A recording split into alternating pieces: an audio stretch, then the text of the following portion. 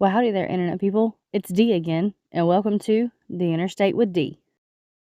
Today is Saturday, February 1st, 2025. Welcome back to our trip on the Interstate.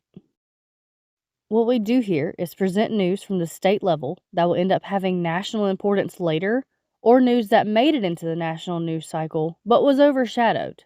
Then we go over some questions from y'all.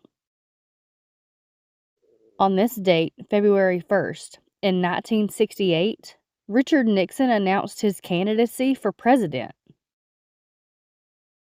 Okay, and on to the news.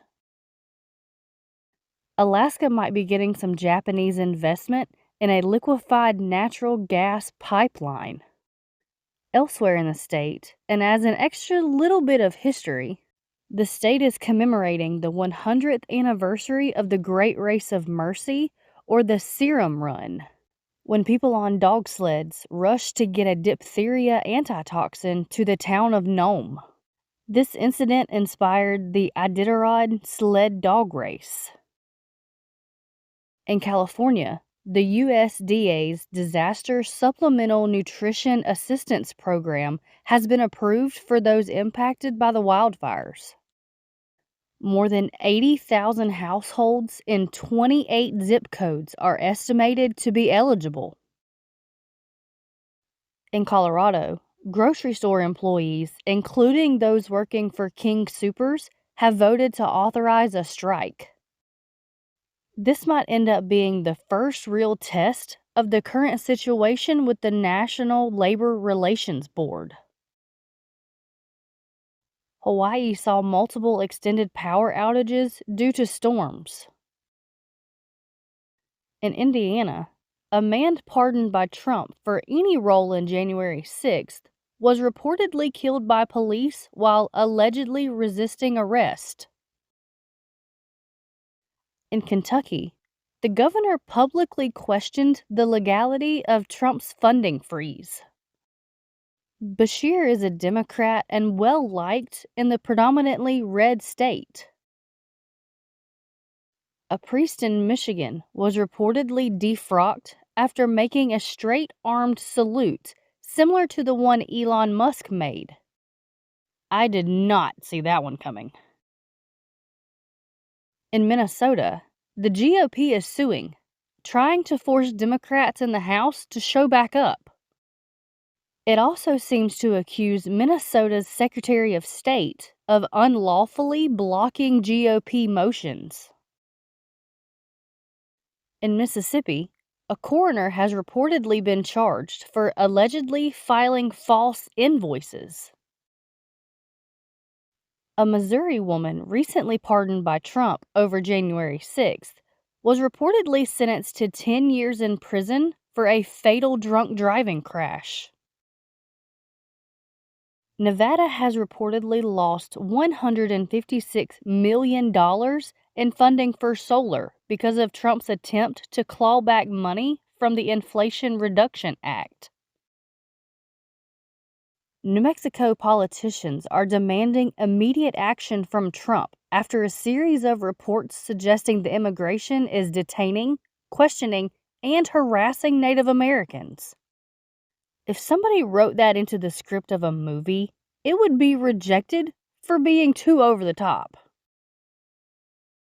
In North Carolina, at least 2 wildfires have broken out.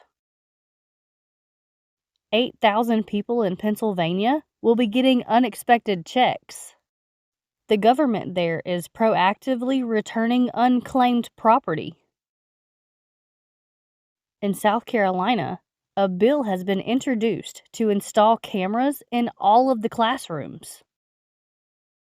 A Texas man pardoned by Trump for his role in January 6th is reportedly on the run over charges of allegedly engaging in the online solicitation of a minor. In Wisconsin, a Supreme Justice rescued himself in an important union case.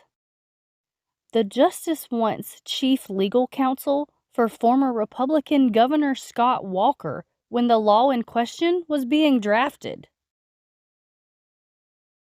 And here's your weird state fact for this week. In Boston, Massachusetts, there exists the Museum of Bad Art. That's not a gimmick. They have over 700 pieces of, quote, art too bad to be ignored. Okay, so moving on to the question and answer portion of the show. Question number 1. This isn't really a question, but a message about some state level news. Quote, over northern Illinois, a satellite burned up and everyone could see the flaming debris in the night sky. This is a good example of why we need less satellites over the Earth. So if you saw it, that was not fireworks. Question number 2. Can you explain the difference between H5N1 and H5N9? Everybody seems more concerned about H5N9. Why do they even have these numbers? So, the letters and numbers identify key types of proteins. H and then a number is one identifier, then N and then a number is another. The protein combinations, along with other variations, determine how bad a particular version is. H5N9 isn't new. It's been around for at least 50 years. But this version of H5N9 is more closely related to H5N1. That being said, both need more mutations before they can easily transmit among humans, which I'm assuming is your main concern. The last update is the CDC is still saying the risk to the general public is low. Question number 3. D. Pick a road trip movie. Fear and Loathing in Las Vegas, Tommy Boy, or Convoy? One of the first two. Convoy was way before my time. I'm just a little too far removed from that era for it to really click for me. Okay, that looks like it. We'll see you next week for another trip. Y'all have a good day.